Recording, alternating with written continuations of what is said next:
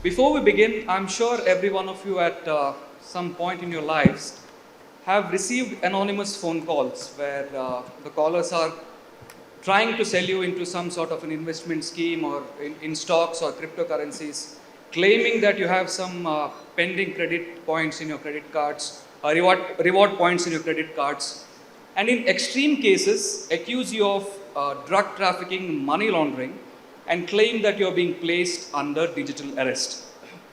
Now, Bengaluru, being the Silicon Valley of India, in the last 1 year alone, that is in 2024, reported over 18,000 cases of cybercrimes. At the same time, the victims have lost a whopping 1,800 crore rupees.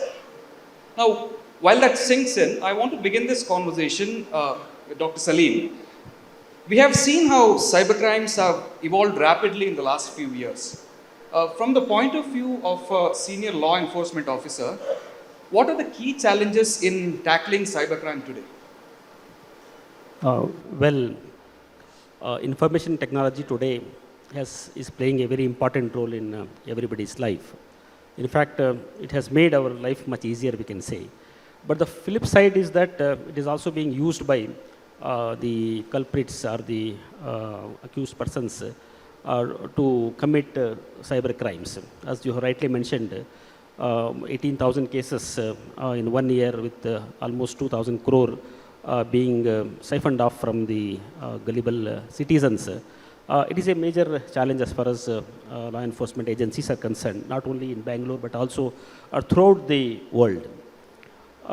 The major challenges as far as the police is concerned is these cyber crimes are actually they are, I can say, they are geographically not confined to one place or one particular this thing like traditional crimes, Right. where the traditional crimes are like burglaries or dacoities, robberies, which generally happen physically with physical persons committing those crimes.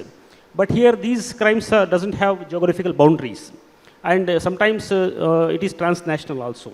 And the major challenge is the culprits sit in some corner of the country or some other nation and they commit cyber crimes. And since the different countries have different definitions and different cyber laws, the assistance from particularly at the international level is little difficult. Although we have MLAT, there is a mutual legal assistance treaties, but it is a very slow and slow process. So that is one major challenge as far as the trans-border crimes is one of the major challenge I can say as far as cyber crimes are concerned. Secondly, the reporting of these crimes. Many times there will be a lot of delay in reporting the crime because we are what we have like road accidents. We have this golden hour concept because particularly in online frauds. Generally, the siphoning of funds from either your credit cards or bank frauds.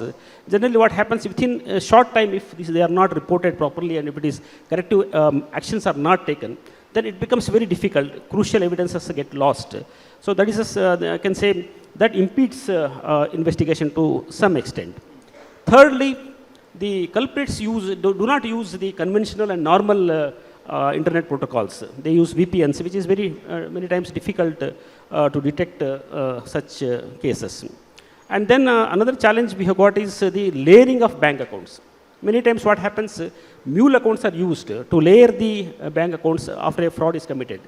Recently in one of the development corporation case, we have seen the funds were first diverted to 18 fake accounts.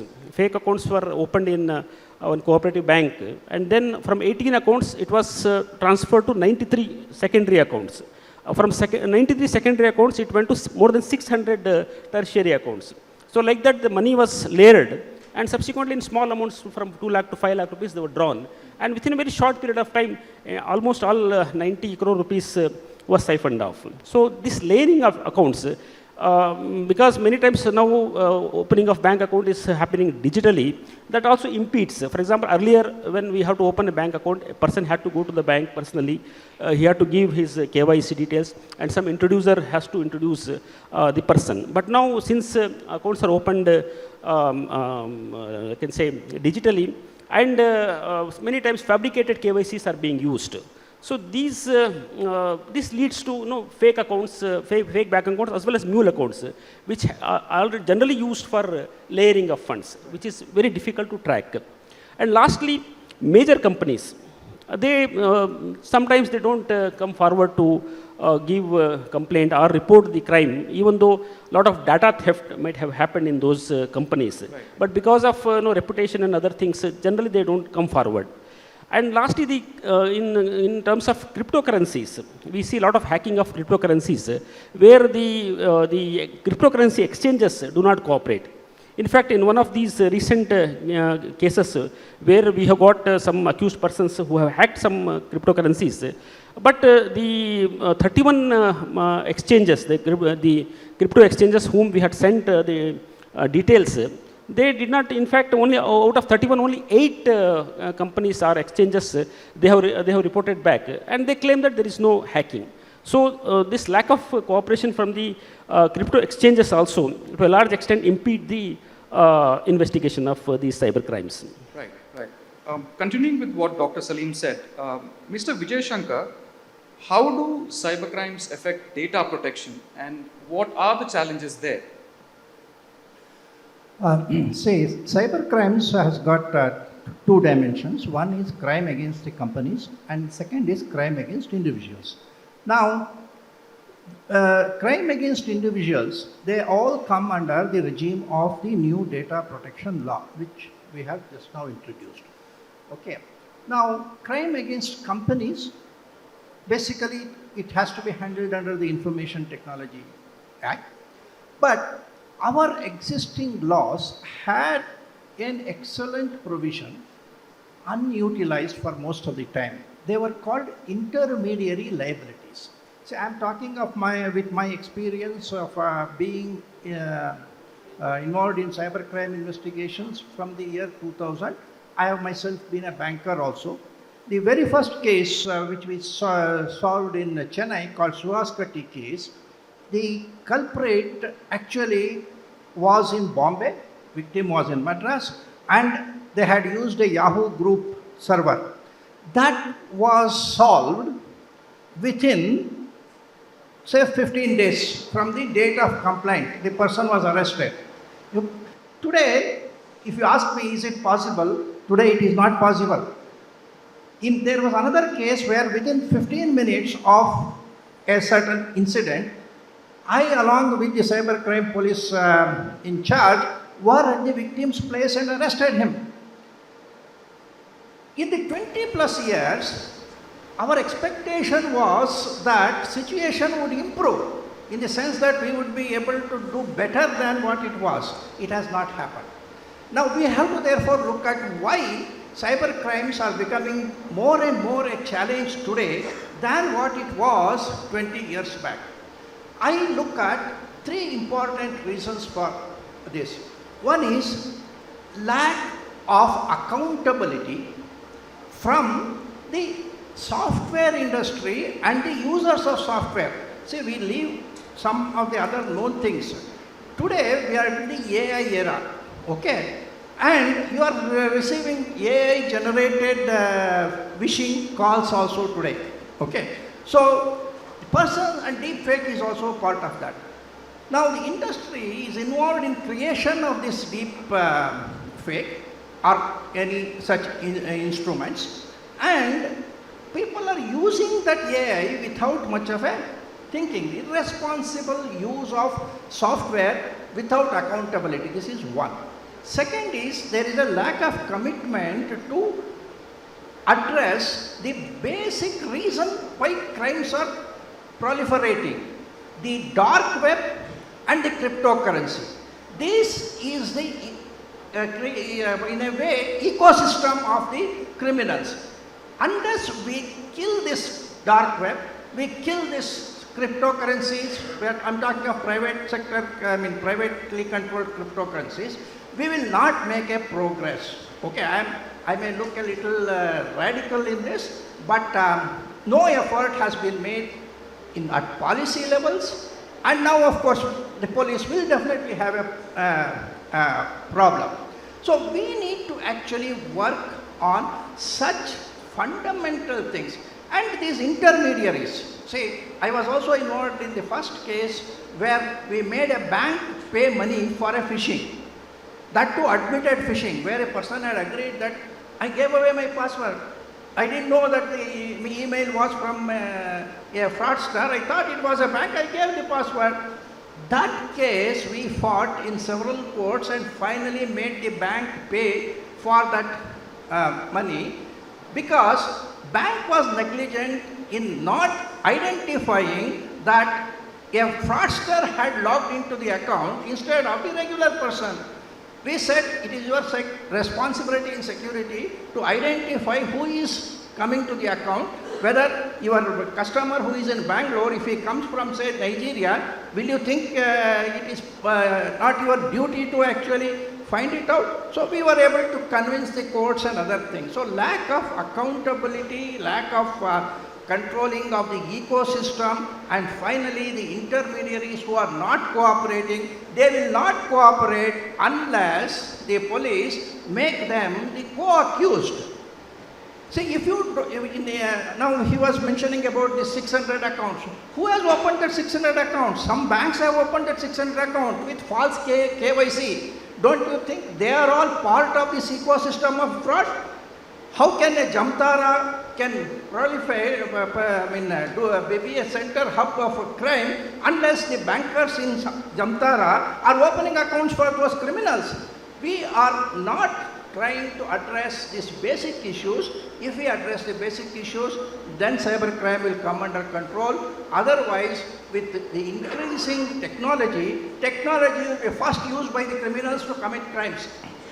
Then only we will start understanding it. Today it's AI, tomorrow it is quantum computing.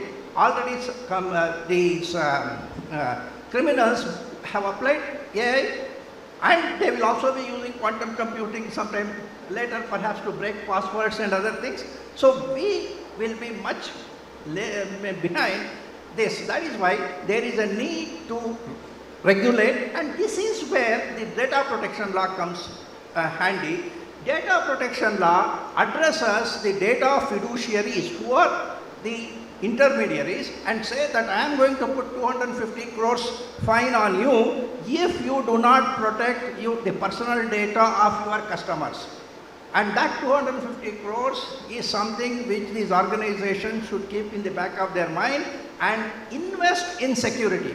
Otherwise, they will say, whose money is lost? My customer's money is lost. If it goes to the bank will say, go and file a complaint with the police. They will not even give you the details of where the money has been transferred from here to Lucknow or somewhere other places. And they say, go to the police.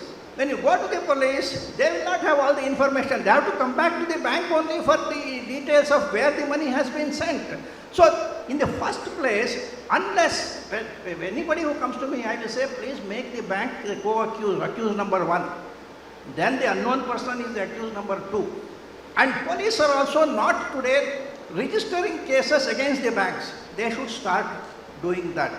Then only there will be cooperation from the intermediaries. Okay, this is what I would like to say. These are the major reasons why we are not able to solve our cyber crimes as it is happening now. We will not be able to solve it unless we change our major approach to finding out the root cause of a cyber crime.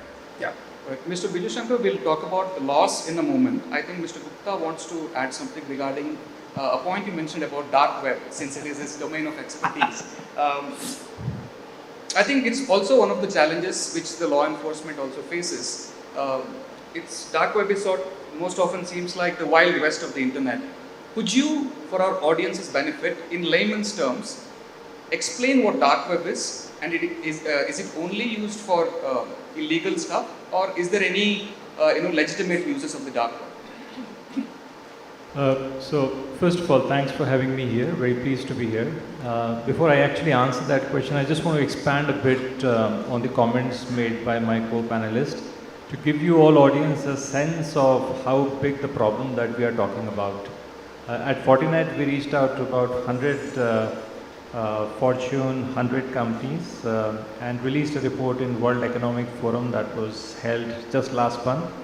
And among the respondents, 80% admitted that they faced some kind of a data breach just in the last year alone. Now I am talking about Fortune 100 companies. These are companies, of course, including the Indian companies, who have access to resources. They have access to the best of the cyber security technologies. They have access to the best minds who know what it takes to prevent these attacks.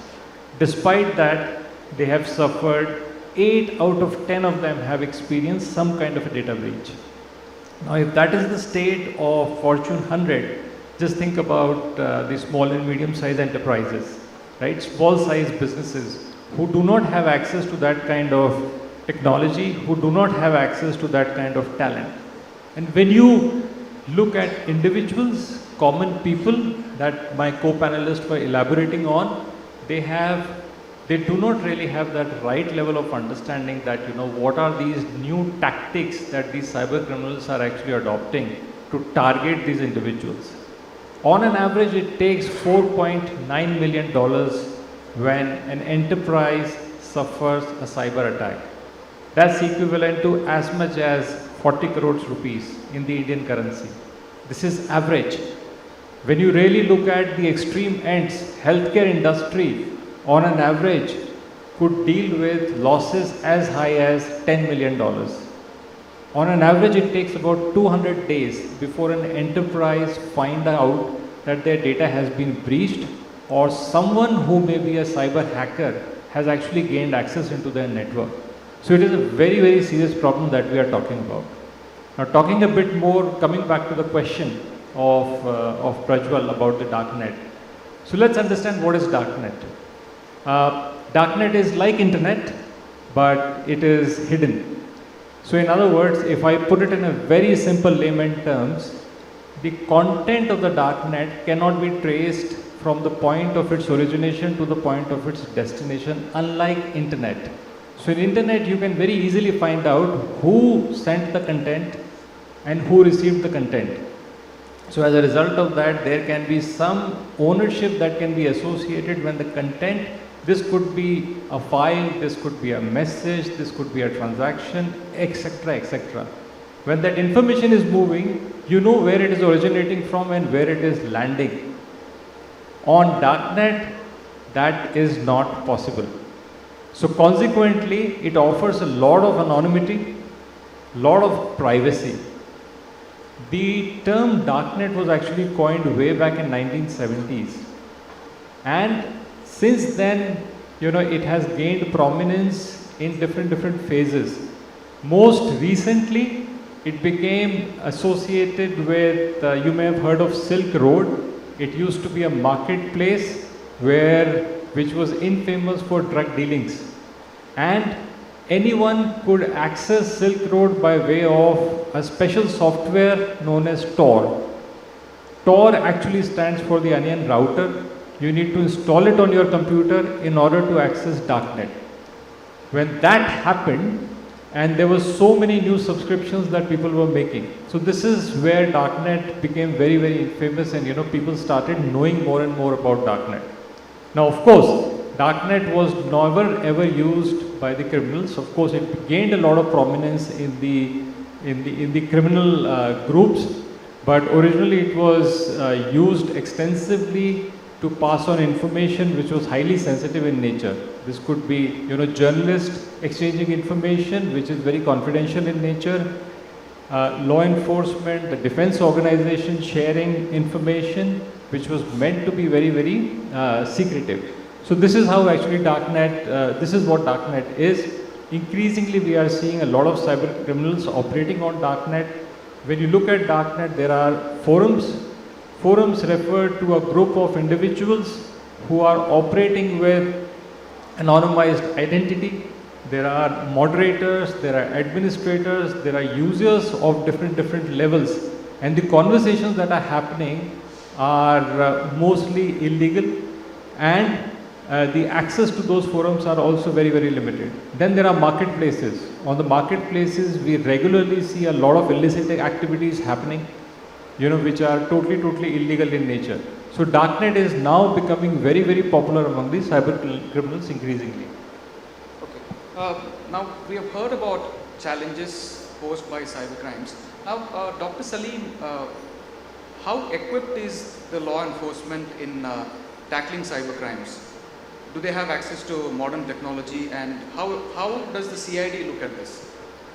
Well, as you are aware, that the first cyber crime police station was established in Karnataka, and in fact, the first cyber crime police station in the country was established in Karnataka, that is in Bengaluru CID itself, in the year 2001, way back, almost 23 years back. In fact, the IT Act itself had come the same time around the year 2000.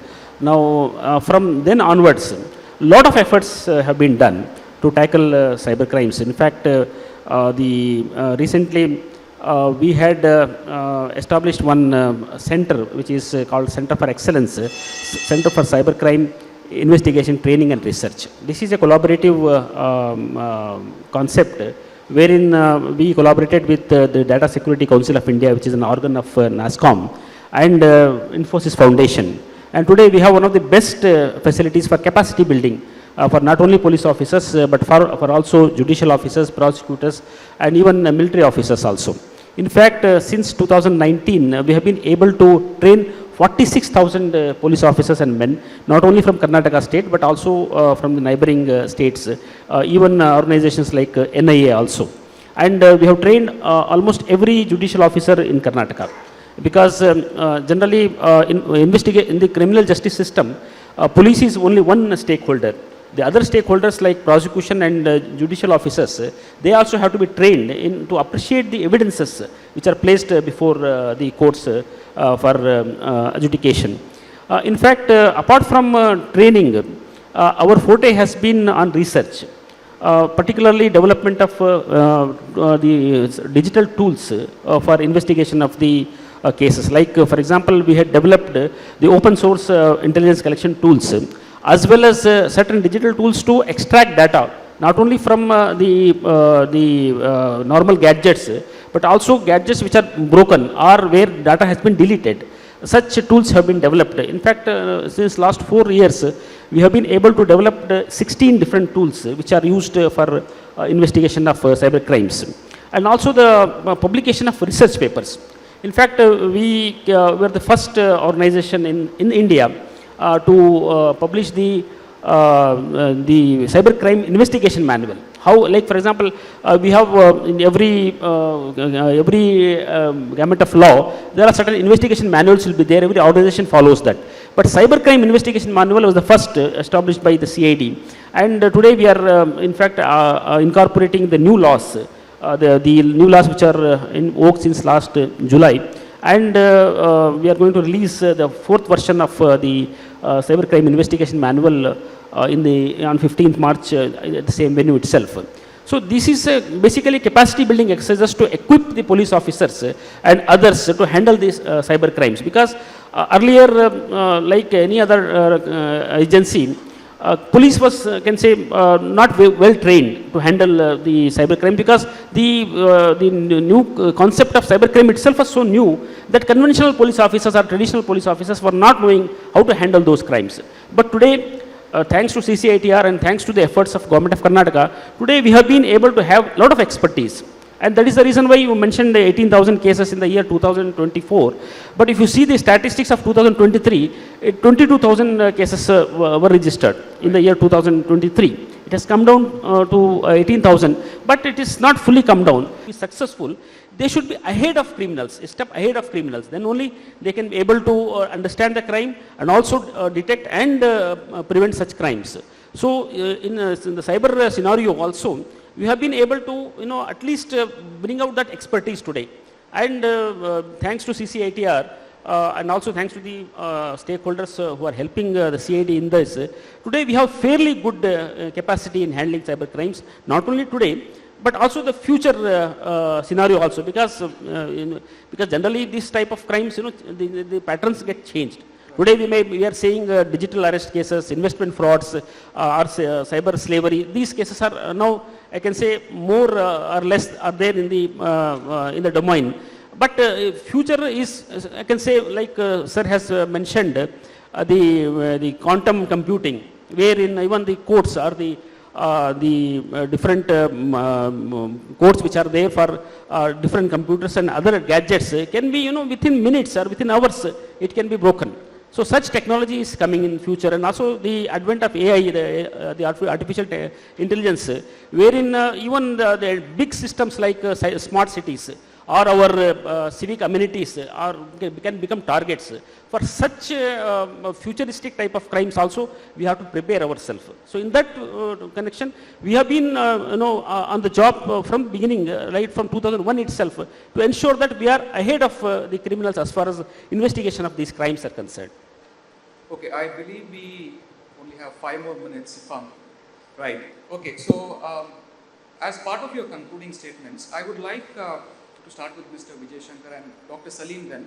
If both of you could, since the theme of the summit is 2040, that we are charting a course towards 2040, if both of you could talk about how the existing laws needs to be improved going forward. Since you mentioned the IT Act and the data protection law, I believe IT Act, even more than BNS, is used in booking cybercrime cases. Majority of the sections in the IT Act are used, and as you said, it was implemented somewhere in 2000, and after that only a couple of amendments have been made, and nothing related to major advancement in technology like AI and the deep fake and so on. So if we could start with Mr. Vijay Shankar, and Mr. Gupta, if you could talk about how technology, how businesses have to be ready going forward. I think let's begin with Mr. Vijay Shankar. So the first thing I would like to say is that this Information Technology Act, which was drafted in 1998 and implemented in 2000, is not a weak law. It was actually constructed in a generic terminology, and today, if you are talking of ransomware attacks or digital arrest, these were terms which we did not know in 1998 as existing, but the law is good enough to be applied for a digital arrest, because in a digital arrest there is an impersonation. Impersonation comes in the 2008 amendment under section 66C and D. So there is a possibility, and in ransomware also there IDA 2000 comes. You are talking of AI. AI, consequence of an AI, if it results in an adverse impact on an individual, that is covered under Information Technology Act, because there was a section there which said that the functioning of any automated systems can be attributed to the person who caused it to behave like that. So an accountability of AI can be fixed under the current Information Technology Act itself. We don't require new laws. When you say new law, we are talking of another 3 years, 5 years postponement of a solution. So our existing laws have to be interpreted properly and applied, so that the court also will understand that this is law. We don't require a new law. When we were implementing IDA 2000, people are saying credit card cannot be brought under this. For credit card frauds, I need a new law. I was always telling, we don't require a new law for credit card frauds. Credit card is an electronic document. It is covered under Information Technology Act. So that ability to interpret the existing laws creatively is possible, and it has to be developed. What is lacking today is, in the prosecution side, the police have to depend upon the prosecutor advising them what sections to be added and other things. That is where there is a lacuna. That's my observation. Okay, police are very well equipped. To be frank with you, I know Bengaluru cybercrime police station since its inception. Technically, they are very well equipped. Manpower-wise, they are very well trained. In fact, at that time, we were advising the police. Today, I have to go to the police to learn. Okay, that is the level of expertise they have built. There is no depth of that. There is a support system which from the legal side which is required, and judiciary will take its own time. But if the lawyers are good enough to argue, judiciary is capable of interpreting it properly. So let us not worry too much about the new crimes. New crimes can be brought under the old laws. That is what I would like to say. Okay. Yeah. Dr. Saleem. Well, sir, I do agree with sir's viewpoint that the existing laws are quite good enough. In fact, the new BNS has the organized crime which has been included in that, which is now being used more. But now that the new digital laws are coming now, I think in a couple of years, we are going to have a Digital India Act also. Maybe the present, because the IT Act per se is basically, is not, punitive part is very less, like only section 66 and 67. These are the only two sections with some subsections which are there as far as the penal sections are concerned. But the Digital India Act, once it is in place, I think it will cover a whole gamut of not only the present crimes which are happening and also the futuristic, because we don't know what is going to happen, because technology changes so fast now that new methods will come. Nobody even imagined that there is going to be something called digital arrest but a couple of years back. So now we can see such a thing which is totally new and also unheard of.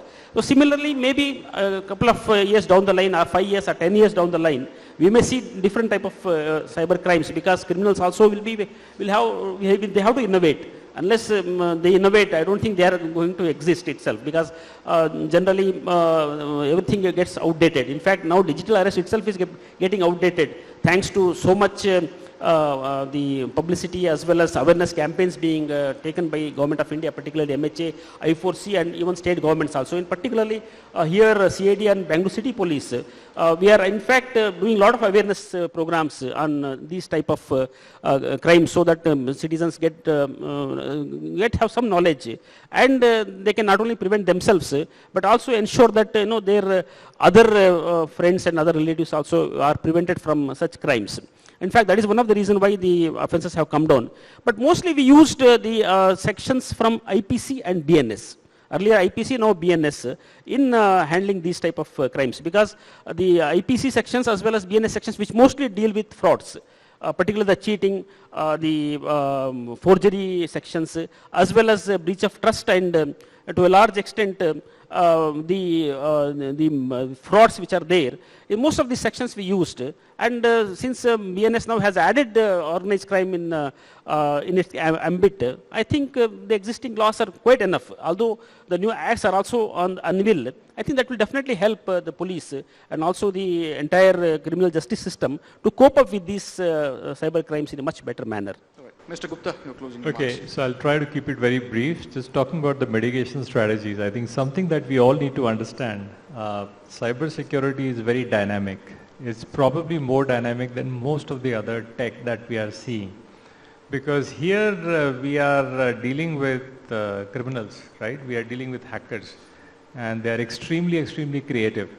And when you sort of start looking at the profile of these individuals, once a year ago, we were actually able to attribute a particular threat to an individual, and it turns out to be a daytime banker and nighttime hacker, right? So we need to be very clear about, that there is a very high element of creativity, which means that we are always trying to control something which is, waiting to explode in almost every direction. Now, of course, when you look at the market, there are dozens and hundreds of technologies, but still we are seeing so many cyber attacks that are happening. If you just look at it from a framework perspective, framework is where I think most of the enterprises are today lacking. In other words, it all starts with knowing your attack surface. Now, what is an attack surface? Think about a bank. When a customer is transacting with a bank, there is an information exchange. There is an IP of a bank which is getting exposed. That IP is being accessed by people like you and I. When we are doing an online transaction, there is an exchange between the two IPs, right? So there are a lot of IPs in asset. If you think about it from a network standpoint, these are external facing assets. Now, what if there is a misconfiguration in that IP, the way it is currently set up? Now, a cyber hacker is also looking at the same IP. If there is a misconfiguration, then he can use that misconfiguration to gain access. You and I don't really think like that, but hackers think very differently. So it all starts with knowing your attack surface, which starts with building an inventory of how many assets you have, which are facing externally, and then ensuring that there are no misconfiguration or any security lapses there. That is where you start. Then you basically want to do things proactively. When I'm talking about proactively, there are two aspects of it. One is threat hunting. Threat hunting is as simple as hunting for threat in your own network proactively. A lot of enterprises are still using those age-old traditional processes of vulnerability assessment and penetration testing. Those were good enough 10 years ago, 15 years ago, but they are not relevant anymore in the modern times that we are living today. You need continuous threat hunting. The second thing is you also need to do red teaming. This is another proactive step. Red teaming is about, you have experts available who will behave and act like a cyber hacker, and you give them free hand. Okay, you go and hack my network. Now basically once they are able to complete their project, they will give you a report, and reading that report you will understand how this person was able to hack into my network. That becomes a key to understand the tactics that tomorrow an external or a real hacker will actually deploy to gain access into your network. So these are the proactive things that you need to do. The third, the most important principle is zero trust. We've all heard about zero trust is to ensure that the right level of information is available only to the right person. And the fourth thing is the layered security. Layered security, as simple as that, you have multiple levels of security. If threats are crossing and bypassing different levels, you have something to back it up. So I think these would be the things that I believe, have always worked in the past, continue to work today, and will continue to work in the future. Now, of course, the security products and the technologies will keep evolving, let them evolve, but you need to ensure that you have this kind of a framework in place to ensure that you are somewhat protected. Thank you. Okay. Before Ashwin takes over, just one thing. For an individual, it is important to know that in case you are ever, defrauded, a lot of people get embarrassed and don't report these cybercrimes. It is important to immediately dial 1930, which is a national cybercrime helpline. Don't delay, and then contact your local law enforcement. If you don't know who your jurisdictional police officer is, all you have to do is dial 112, which is the police control room, and they will guide you.